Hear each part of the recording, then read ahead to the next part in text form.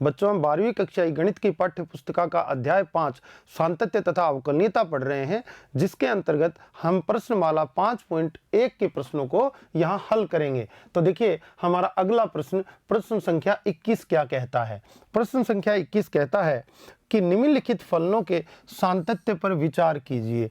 जैसे पहला फलन आपको दिया है f(x) = sin x + cos x। बच्चों, आपको प्रमेय याद होगी कि दो संतत फलनों का जो आपका योग से जो नया फलन बनता है वो भी संतत कहलाता है। अब sin x के बारे में बात करें तो ये सभी वास्तविक संख्याओं के लिए संतत है, क्योंकि आपने इसके ग्राफ को देखा है, बिल्कुल निर्बाध तरीके से कंटिन्यू रूप से चलता है पूरे प्रांत में। प्रांत क्या होता है sin x का?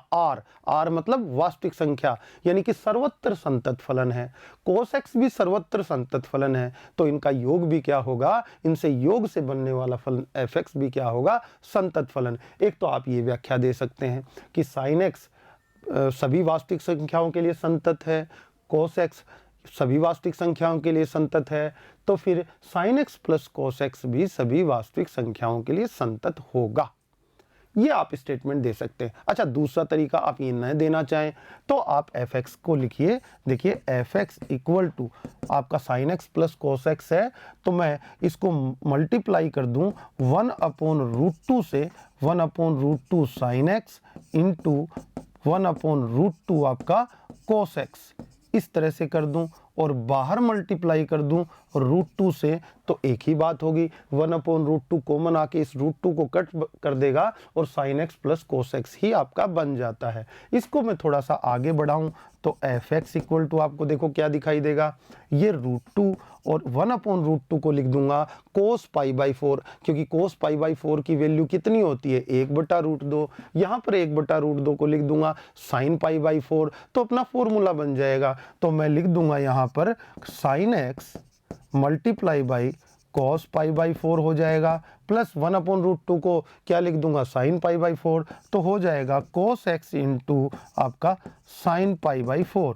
इस तरह से आप देखेंगे ये वैल्यू हो जाएगी √2 f(x) की, और यहाँ पर अंदर में बन जाएगा आपका sin a + b का फॉर्मूला, यानी x + π/4 आपका बन जाता है। बच्चों, ये आपका इस फलन को आप इस तरीके से भी रिप्रेजेंट कर सकते हैं। अब आप किसी भी वास्तविक संख्या को मान लीजिए c, और c पर फलन के सातत्य की जांच कर दीजिए। अगर c पर संतत हो जाएगा तो प्रत्येक वास्तविक संख्या पे संतत कहलाएगा। तो देखिए, हम आगे बढ़ते हैं बच्चों।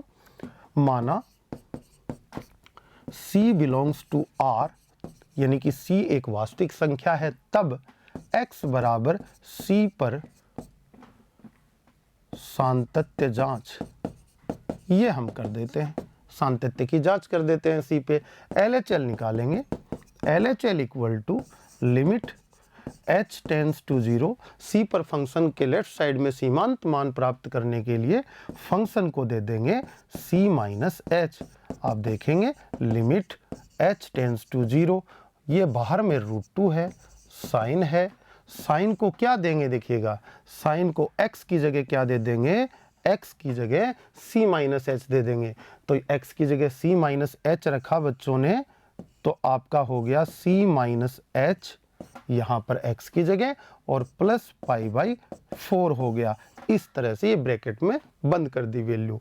आगे देखेंगे आप, देखिए c - h, अगर मैं यहाँ पर अब लिमिट लगाऊं तो h 0 हो जाएगा, और आपकी जो वैल्यू बनेगी √2 कांस्टेंट वैल्यू मल्टीप्लाई में है इनटू साइन h 0 हो गया, तो आपका बना c + π/4। आपकी ये वैल्यू यहाँ पर LHL की आती है।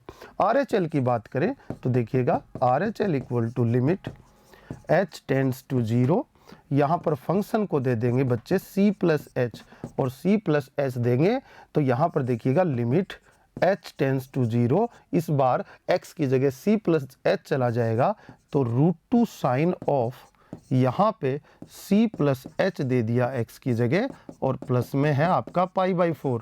कितनी वैल्यू बनेगी? h को 0 लिमिट लगाते ही 0, c + π/4 सेम वैल्यू आपकी आ जाती है। तो आपकी वैल्यू आ जाएगी यहाँ पर √2 इंटू साइन c + π/4, यहाँ पर ये वैल्यू आ जाती है। फंक्शन की वैल्यू अपन बात करें सी पर, तो फंक्शन की value f x equal to क्या है, √2 इंटू साइन एक्स प्लस π/4। तो √2 इंटू साइन एक्स की जगह क्या चला जाएगा, सी प्लस π/4 आपका आएगा। आप देख रहे हैं LHL इक्वल टू RHL और इक्वल टू FC होने के कारण फलन संतत हो जाता है। तो LHL जो है वो RHL के बराबर है और बराबर FC है। अतः हम कह सकते हैं कि जो फलन fx है x बराबर c पर संतत है। अतः सभी वास्तविक संख्याओं के लिए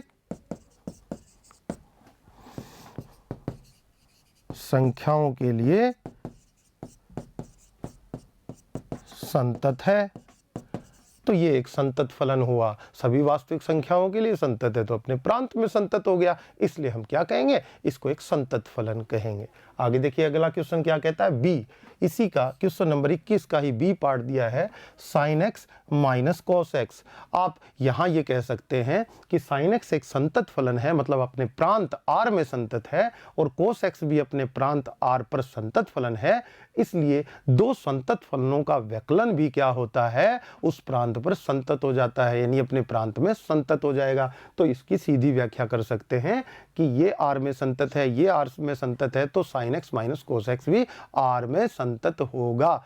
दूसरा केस जैसे हमने पिछला क्वेश्चन किया था, इसको हम लिख सकते हैं एफ एक्स इक्वल टू आपका √2 और साइन एक्स और कोस एक्स से 1/√2 को मल्टीप्लाई कर दे, तो sine x minus 1/√2 cos x, और ये ब्रैकेट लगा दीजिए। तो यहाँ पर देखते हैं 1/√2 बाहर निकाल लेंगे तो सेम वैल्यू बनी रहेगी। आगे बात करें तो ये √2 इसको लिख देंगे हम साइन एक्स के गुणा में ये कॉस π/4 जैसा कि पहले लिखा था, और माइनस 1/√2 को यहाँ लिख देंगे साइन π/4, तो कॉस एक्स इंटू साइन π/4 हो गया। आप आगे देखेंगे यहाँ पर हो जाएगा √2 इंटू आपका साइन x माइनस π/4। क्यों? क्योंकि आपने साइन a माइनस बी का फॉर्मूला अप्लाई कर दिया। अब बिल्कुल उसी तरह जैसा पिछला क्वेश्चन किया था, आप LHL निकाल के दिखा देंगे, आप RHL निकाल के दिखा देंगे। LHL आएगी, x की जगह c चला जाएगा, तो c minus π/4 √2 into sine c minus π/4। इसी तरह आपकी उतनी ही RHL आएगी और फलन का मान भी बराबर आएगा, तो फलन संतत सिद्ध हो जाएगा। इस तरह से आप इस क्वेश्चन को कर सकते हैं स्टूडेंट्स। आगे देखिए अगला क्वेश्चन कहता है f x equal to sine x into cos x. ये देखिए साइन एक्स एक संतत फलन है आर पर और कोस एक्स भी एक संतत फलन है आर पर, तो आपके प्रमेय के हिसाब से उनका जो गुणन से जो फलन बनेगा वो भी संतत होना चाहिए। तो आप ये स्टेटमेंट कह के भी सिद्ध कर सकते हैं कि साइन एक्स आर पर संतत है, कोस एक्स भी आर पर संतत है, अतः sign x into cos x भी आर पर संतत होगा। ये स्टेटमेंट से आप क्वेश्चन को कर सकते हैं। अगर आप फिर भी अप्लाई करके LHL RHL निकाल कर दिखाना चाहें तो आपके पास दूसरा तरीका भी मौजूद है, वो मैं बता देता हूं आपको। एफ एक्स इक्वल टू आप कर देंगे 1/2 into 2 sign x into cos x. क्या एक ही बात है बच्चों, 2 से 2 तो कैंसिल आउट हो जाएगा, लेकिन यहाँ ये फॉर्मूला बन जाता है एफ एक्स इक्वल टू आपको मिल जाता है 1/2, यहाँ पर बन जाएगा साइन 2x, ये फॉर्मूला होता है। अब 1/2 साइन 2x को अपन संततता इसकी सिद्ध करें तो हम LHL ले लेंगे, यानी कि मान लेते हैं एक बिंदु C बिलोंग्स टू R, तब x बराबर c पर सातत्य की जांच कर देंगे। जांच कर देंगे तो LHL फाइंड आउट करेंगे C पर, और C पर संतत होते ही पूरे R में संतत हो जाएगा और फलन को हम संतत फलन सिद्ध कर देंगे। देखिएगा लिमिट h टेंड्स टू 0, आपने फंक्शन को क्या दिया, सीमांत मान निकालना चाहते हैं C पर, लेफ्ट साइड में जाकर तो c माइनस h पुट कर देंगे यहाँ पर। अब देखेंगे बच्चे आगे जाकर हो जाएगा limit h tends to 0, function ये रहा आपका 1/2 बाहर में है, साइन और फिर 2 है और x की जगह c माइनस h जाएगा, तो ये c माइनस h x की जगह आपने रख दिया। इस तरह से ये लिमिट फाइंड आउट करेंगे। देखिए बच्चों h को 0 पुट करेंगे तो ये 2c हो जाएगा, आपकी वैल्यू बन जाएगी 1/2 साइन ऑफ 2c। इस तरह से ये आपकी LHL प्राप्त हो जाएगी। बात RHL की कर देते हैं। RHL कितना आएगा देखिएगा, RHL equal to limit h tends to 0, सीमांत मान ज्ञात करेंगे c के राइट साइड में जाकर, यानी कि c प्लस h फंक्शन को दे देंगे, पुट कर देंगे। लिमिट h टेंड्स टू 0, आप देखेंगे 1/2 बाहर में है, साइन 2 और x की जगह c प्लस h इस बार जाने वाला है, और फिर आपका हो जाएगा ये लिमिट देखिएगा, h को 0 पुट करेंगे तो आपको मिलेगा 1/2 साइन ऑफ 2c, जो कि आपकी LHL के बराबर आया है। अच्छा, फंक्शन का वैल्यू c पे फाइंड आउट करें तो 1/2 साइन 2x है तो 2c हो जाएगा। तो इस तरह से आप देखते हैं बच्चों कि LHL जो है RHL के बराबर आता है और इक्वल टू FC आता है। अतः fx x बराबर c पर संतत है, इसलिए यह एक संतत फलन है। इस तरह से आपने इस क्वेश्चन को सिद्ध कर दिया बच्चों। अगला क्वेश्चन देखिएगा। अगले क्वेश्चन में कहा गया है कोसाइन। कोस एक्स आपका फंक्शन जो होता है कोसाइन बोला जाता है उसको। कोसेकेंट यानी कि cosec function f x equal to cosec x. Secant यानी कि cos f x equal to आपका सेक एक्स। कोटेंजेंट यानी कि कोट जिसको बोलते हैं आप, F x equal to cot X. इन चार फलनों के सातत्य पे आपको विचार करना है। देखिए मैं एक एक फलन को लेता हूँ। पहले कोस एक्स को, कोस एक्स का ग्राफ आपको दिखाता हूँ, आप खुद ही बताइए संतत है कि नहीं। वैसे तो आप जानते हैं। देखिए फलन का ग्राफ कुछ इस तरह से चलता है बच्चों, मैंने वैल्यूज अंकित कर रखी हैं। ये फर्स्ट चैप्टर पढ़ा और सेकंड चैप्टर पढ़ा तो ये बातें वहाँ पर हुई भी हैं अपनी। ये क्या है, एक संतत फलन है, लगातार कहीं भी नहीं टूट रहा है, पूरे R में x के सभी मानों के लिए संतत है। तो x के सभी मानों के लिए संतत है मतलब कि सभी वास्तविक संख्याओं के लिए संतत है, क्योंकि हम कौन से फलन पढ़ रहे हैं, वास्तविक मान फलन पढ़ रहे हैं। तो ये अपने प्रांत में संतत है, सर्वत्र संतत है। प्रत्येक फलन अपने प्रांत में संतत हो सकता है, लेकिन जरूरी नहीं है वो सर्वत्र संतत हो। सर्वत्र संतत का अर्थ होता है सभी वास्तविक संख्याओं के लिए संतत हो जाना, ठीक है। तो इसका प्रांत ही R है, इसलिए सर्वत्र संतत भी कह सकते हैं इसे, और अपने प्रांत में संतत भी कह सकते हैं। जो फलन अपने प्रांत में संतत हो जाएगा उस फलन को संतत फलन बोला जाएगा, ठीक है। तो यहाँ पर मैं इसके प्रांत की बात करूं तो आप कहेंगे ये R से R में डिफाइन होता है, तो ये इसका प्रांत हो गया, यानी कि डोमेन हो गया। ये अपने डोमेन में कंटिन्यूस फंक्शन है। अच्छा, सिद्ध करने की बात है। सिद्ध करने की बात है तो हम एक C ले लेंगे, उसके प्रांत का बिंदु C बिलोंग्स टू R, और C पर हम दिखा देंगे LHL बराबर RHL बराबर FC, तो फलन संतत सिद्ध हो जाएगा। देखिए इस तरह से कुछ कर सकते हैं। एफ एक्स इक्वल टू आपका क्या है, कॉस एक्स, और एफ कहाँ से कहाँ डिफाइन होता है आपका, ये cos x R to R में डिफाइन होता है। तो आप कहेंगे माना एक बिंदु है C जो बिलोंग करता है R से, मतलब कि वो एक वास्तविक संख्या है, तब x बराबर C पर सातत्य जांच, ये बात आप करना चाहते हैं। ये आप बात करना चाहते हैं तो LHL फाइंड आउट कर दीजिए। लिख देंगे limit h tends to 0, function को दे देंगे c माइनस h। आप देखेंगे लिमिट h टेंड्स टू 0, और यहाँ आपका कोस में चला जाएगा x की जगह c माइनस h। लिमिट रखेंगे आपका कितना हो जाएगा, cos c, क्योंकि h तो 0 हो जाएगा। इसी तरह बच्चे RHL फाइंड आउट कर लेंगे। Limit h tends to 0, function को दे देंगे c प्लस h, और यहाँ हो जाएगा लिमिट h टेंड्स टू 0, इस बार हो जाएगा cos c प्लस h, और लिमिट रखेंगे तो h 0 होने के कारण cos c वैल्यू आ जाएगी।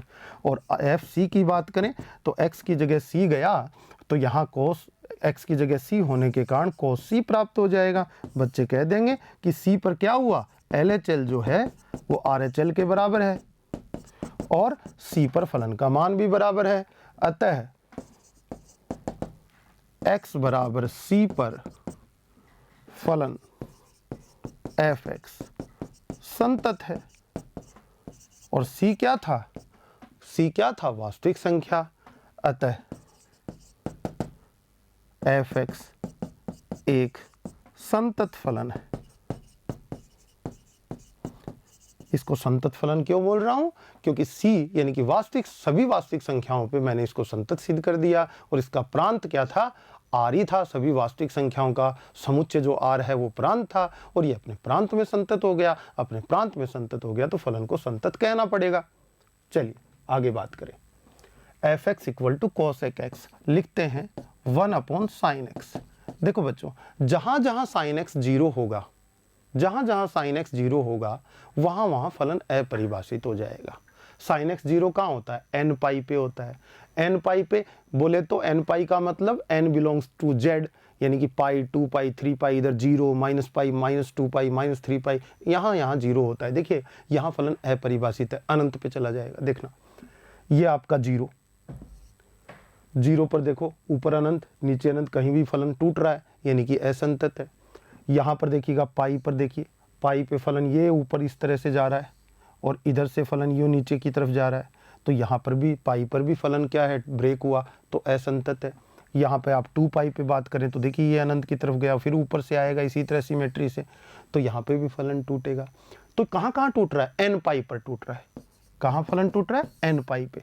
आपको कोई पूछे कि कोसेक x कहाँ के असांतत्य के बिंदु कौन से हैं, तो आप कहेंगे पाई, 2 पाई, 3 पाई, इधर में 0, माइनस पाई, -2 पाई, यानी इन सभी बिंदुओं को क्या बोला जाता है? n पाई पे।